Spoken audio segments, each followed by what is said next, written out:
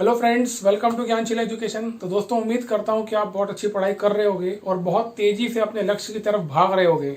और मैं उम्मीद करता हूं कि आपको अपना लक्ष्य मिल जाए, इतनी मेहनत आप करोगे। ठीक है। अब मुझे ऐसा लग रहा है कि आप लोग जब काम कर रहे हो, जो मेहनत कर रहे हो सकता है आपको डिजायर्ड रिजल्ट ना मिल रहा हो सकता है जो मार्क्स आप लगा रहे हो उन मार्क्स में आपको जो आउटकम आप चाह रहे हो, जो परफॉर्मेंस आप चाह रहे हो, वो नहीं निकल के आ पा रहा है।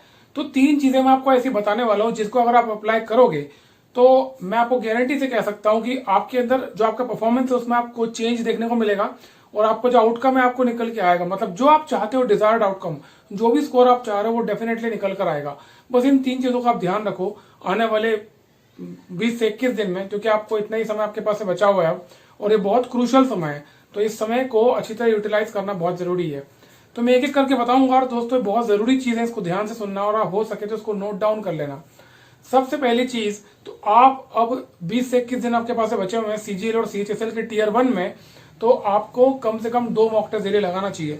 2 नहीं तो कम से कम 1 मॉक टेस्ट डेली लगाओ, जिससे कि आप एग्जाम के एनवायरनमेंट से, एग्जाम के पैटर्न से हैबिचुअल हो सको। देखो, मैं आपको कई बार कह चुका हूं कि आप मॉक टेस्ट लगाने का मतलब ये नहीं है कि अपन अपना स्कोर चेक कर रहे हैं कि मॉक लगाया और इतने नंबर आ गए तो टेंशन में आ गए, कम आए तो टेंशन हो गई, ज्यादा आए तो एकदम से खुश हो गए। तो ये काम मत करो। मॉक टेस्ट लगाने का मतलब बिल्कुल नहीं कि अपना स्कोर चेक करो। मॉक टेस्ट कभी भी स्कोर चेक करने के लिए नहीं लगाया जाता है। मॉक टेस्ट लगाने का एक्चुअल पर्पस क्या होता है पता है? मॉक टेस्ट हम इसलिए लगाते हैं ताकि हम ये जो एनवायरमेंट होता है एग्जाम का, एग्जाम में जब हम बैठेंगे तो उस एनवायरमेंट से हम यूज टू हो सकें, उसके हम हैबिचुअल हो सकें। हमारा जो ब्रेन है और हमारी जो बॉडी है वो उसकी आदतन हो जाए, इसलिए हम मॉक टेस्ट लगाते हैं। ठीक है। ये बहुत बड़ा कारण जो बच्चों को नहीं पता होता है, इसकी तरफ ध्यान नहीं देते हैं। क्योंकि देखो, आप मॉक टेस्ट लगा रहे हो, उसका स्कोर देख रहे हो, एनीवेज आप देखोगे ही, एनालिसिस तो आप करोगे ही, लेकिन जो मॉक टेस्ट आप लगा रहे हो जरूरी थोड़ी वैसा का वैसा एग्जाम में आने वाला है। उसका 19-20 तो होगा ही ना। कभी हो सकता है थोड़ा सा अलग पैटर्न आ जाए, कुछ ऐसे सवाल आ जाए जो कि अनएक्सपेक्टेड हो, कोई कैलकुलेटिव क्वेश्चन आ सकते हैं। बट जो आपकी हैबिट है मॉक को लगाने की, कि आप 50 मिनट में मॉक लगा रहे हो किसी भी कीमत पे, और दूसरी चीज एक पर्टिकुलर टाइम पे लगा रहे हो, तो ये दो चीजें बहुत ही क्रूशियल हो जाती है और वहां से आपको बहुत हेल्प मिलती है एग्जाम के दिन। मॉक आपको लगाना कब है ये ध्यान रखना। फिक्स टाइम होता है। एग्जाम जो होती है ना 3 शिफ्ट में होती है एक दिन में, मॉर्निंग शिफ्ट, आफ्टरनून शिफ्ट और इवनिंग शिफ्ट। जो मॉर्निंग वाली शिफ्ट होती है वो होती है सुबह 10 से 11 बजे, आफ्टरनून वाली होती है 1 से 2 बजे तक, और जो इवनिंग वाली होती है वो 4 से 5 बजे का टाइम होता है। तो आप कोशिश करना कि जब भी आप प्रैक्टिस के लिए मॉक टेस्ट लगाओगे तो इस पर्टिकुलर टाइम पे ही लगाओ। जो आपका मॉक टेस्ट का टाइम होना चाहिए वो सुबह 10 से 11 ही होना चाहिए या 1 से 2 होना चाहिए। तो ये कोई भी 2 टाइम आप एक दिन में चुन लो और मॉक टेस्ट आप उसके हिसाब से लगाओ। तो क्या होगा ना, आप काफी ज्यादा हैबिचुअल हो जाओगे एग्जाम के लिए।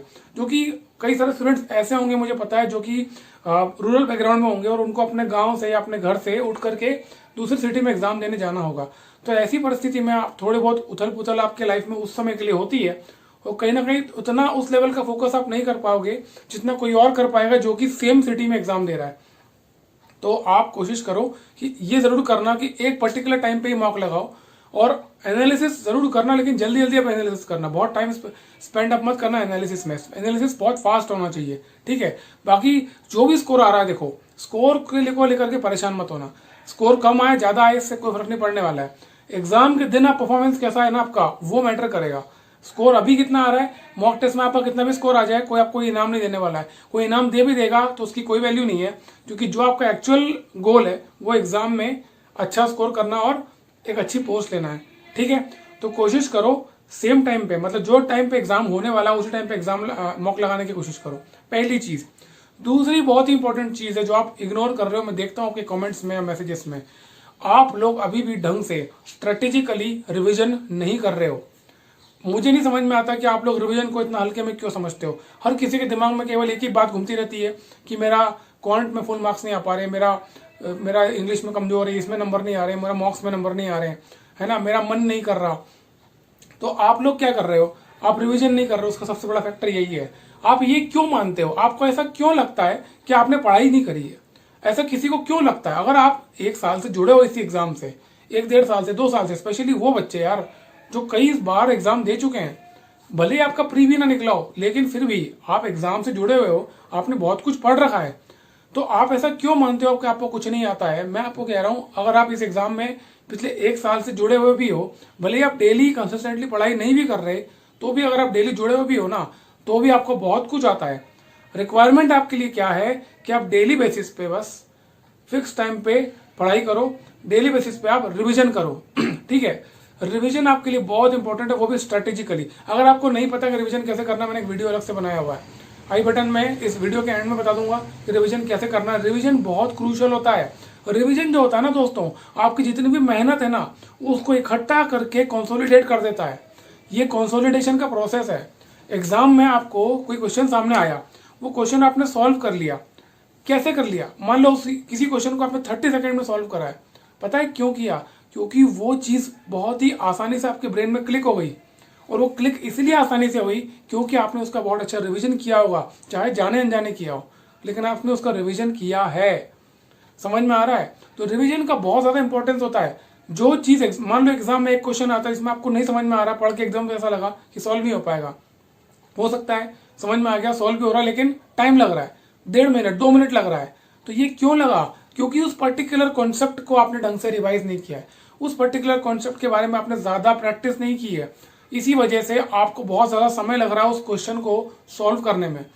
तो ये पूरा खेल जो है ना, वो प्रैक्टिस और रिवीजन का है, और कुछ नहीं बता रहा हूं मैं। कई बार कह चुका हूं कि सिलेबस कंप्लीट करने से कुछ नहीं होता है।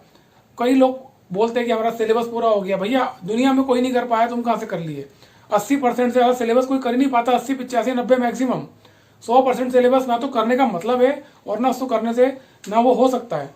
इंपॉर्टेंट क्या है ना, जो भी आपने पढ़ रखा है उसको अच्छे से रिवाइज करो। ठीक है, उसका रिवीजन बहुत अच्छे से करो, क्योंकि आप रिवीजन जब अच्छे से करोगे ना, तो आप ज्यादा फेमिलियर हो जाओगे उस पर्टिकुलर कॉन्सेप्ट के, और वही कॉन्सेप्ट आपको ज्यादा दिमाग में घूमेगा। ये बहुत ज्यादा क्रूशियल बात मैं आपको बता रहा हूँ। ठीक है, तो स्ट्रेटेजिक रिवीजन अभी भी अगर नहीं कर रहे हो, डिसाइड करो, डेली सुबह सुबह तय करो, ये समय पे भैया हम ये रिवाइज करेंगे, इस समय पे ये रिवाइज करेंगे, इस समय पे ये। रिवीजन का एक टाइम टेबल अलग से होना चाहिए।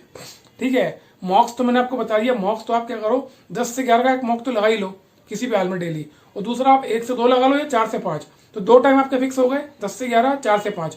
बचा हुआ समय में रिवीजन का भी एक टाइम टेबल बनाओ, और देखो कि यार रिवीजन कितना ज्यादा हम एक दिन में कर सकते हो, और कैसे स्ट्रेटेजिकली करना है कि एक चीज को रिवाइज किया है, उसको 3 या 4 बार करा, फिर दूसरी चीज पे छोड़ देना, मतलब उसको वहीं छोड़ के दूसरी चीज पे आ जाना।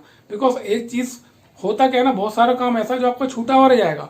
आपने पढ़ रखा है ना, और आपने उसको रिवाइज नहीं करा, तो वो छूट गया, और एग्जाम में आ गया तो आपको लगेगा ये तो पढ़ा ही नहीं था, या पढ़ा था तो याद नहीं आ रहा है।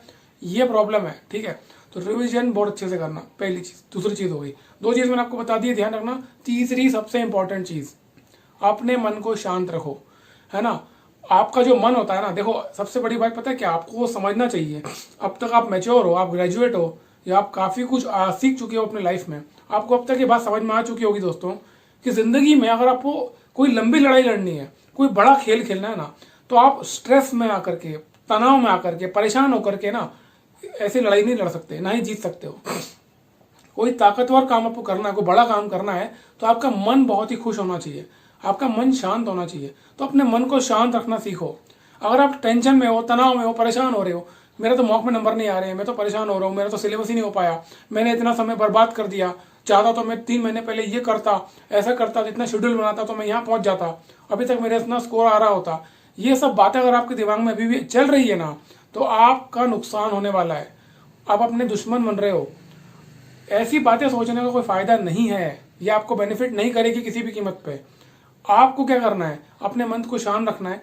सबसे बड़ी चीज, अपने आप पे विश्वास करो, बिलीव करो कि आपको बहुत कुछ आता है। उस जो भी आपको आता है उसको आपको बस एक चेन में डालना है, एक लाइन में डालना है, बस उसको चैनलाइज करना है। जब आप वो करना शुरू करोगे रिवीजन से, तो ऑटोमेटिकली आपका आउटकम निकल के आएगा। और मॉक टेस्ट में कह रहा हूं, आखिरी दिन तक ध्यान रखना, मॉक टेस्ट में रिजल्ट आए या ना आए कोई फर्क नहीं पड़ता उससे। आपका जो एग्जाम के दिन जो परफॉर्मेंस है ना, वो सबसे ज्यादा मैटर करेगा। तो फोकस उस पर करो, ना कि मॉक टेस्ट पे। मॉक टेस्ट केवल इवेल्यूएशन का काम करता है, केवल आपको एग्जाम के लिए हैबिचुअल बनाता है ना। इससे ज्यादा उसका कोई पर्पस नहीं है। क्योंकि जितने भी मॉक टेस्ट बना रहे हैं, वैसे भी कौन से काम का मॉक टेस्ट है ये, जितने ये लोग मॉक टेस्ट बना रहे हैं, आप खुद भी जानते हो, आप खुद ही मुझे बताते हो कि सर ये ऐसे क्वेश्चन डाल रहे हैं जो एग्जाम में पूछे ही नहीं जाते हैं। अपने मॉक टेस्ट को अच्छा दिखाने के लिए कुछ भी क्वेश्चन घुसा रहते हैं, और बच्चे परेशान होता रहता है कि मेरे से तो हो नहीं रहा है। तो छोड़ दो उसको। आपके लिए क्रूशियल क्या है, एग्जाम। एग्जाम के दिन आपका मन एकदम शांत होना चाहिए, आपका ब्रेन और बॉडी आपका साथ देना चाहिए कि हाँ तैयार है इस युद्ध के लिए। और उसके बाद देखना यार, आपको पता चलेगा कि आप कैसे अपने ही पोटेंशियल को बाहर निकाल करके वो कर जाओगे जिसकी कल्पना आपने खुद ने नहीं की होगी। तो मन को शांत रखना ये सबसे बड़ा रिक्वायरमेंट है। मन शांत रखोगे तो आपकी जो प्रोडक्टिविटी बढ़ेगी। और ये फैक्ट्स है ना, ये रिसर्च बोलती है कि जब आपका मन शांत होता है आपकी प्रोडक्टिविटी ज़्यादा होती है, आप ज़्यादा अच्छा आउटकम निकालने की कोशिश करते हो, आप ज़्यादा बेहतर करोगे जब आप खुद कूल माइंड से रिलैक्स माइंड में काम करोगे तो। ठीक है, तो यार सोचना बंद करो, बेकार की बात है, टाइम वेस्ट मत करो। क्या पता ये 21 दिनों में अगर आपने सोचा, अच्छी मेहनत कर ली है, फोकस होकर कर लिया, तो क्या पता अपने जीवन में बहुत बड़ा परिवर्तन आप ले आओ। क्या पता ये एग्जाम आपकी ज़िंदगी का आखिरी एग्जाम हो और आप ऐसा कुछ कर जाओ आपको एग्जाम देना ही ना पड़े, एक ही बार में आपका काम हो जाए। तो हताशा और निराशा लेकर के जीने का कोई मतलब नहीं है। जो सामने है, जो कर चुके हो उस पर विश्वास करो, जो सामने है उस पर फोकस करो, और जो दिख रहा है उसको टारगेट करो।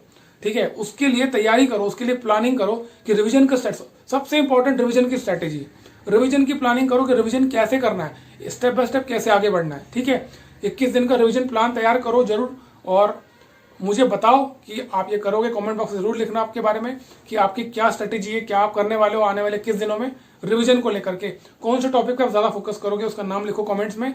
और इसके अलावा कोई भी टॉपिक पर अगर आप चाहते हो, कोई डाउट आपका है कि आप चाहते हो कि मैं वीडियो बनाऊं, तो कमेंट्स में लिख देना। इस वीडियो में तक इतना ही था। All the best, thank you so much, जय हिंद।